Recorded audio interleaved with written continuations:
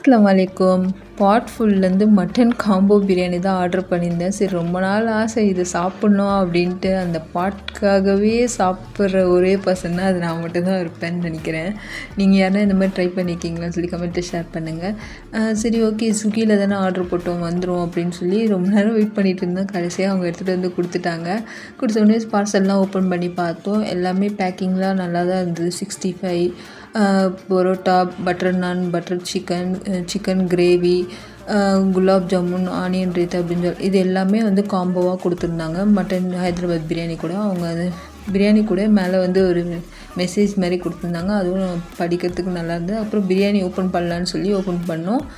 Hyderabad mutton biryani தான். பிரியாணி சாப்பிடும்போது எங்களுக்கு ஏதோ மட்டன் டேஸ்ட்டு வேறு ஏதோ டேஸ்ட்டு மாதிரியே இருந்தது. அது மட்டன் மாதிரியே இல்லை. ஒரு எப்படி சொல்கிறது 900 வந்து ஒர்த் இல்லாத மாதிரி தான் இருந்தது இந்த ஃபுட்டுக்கு.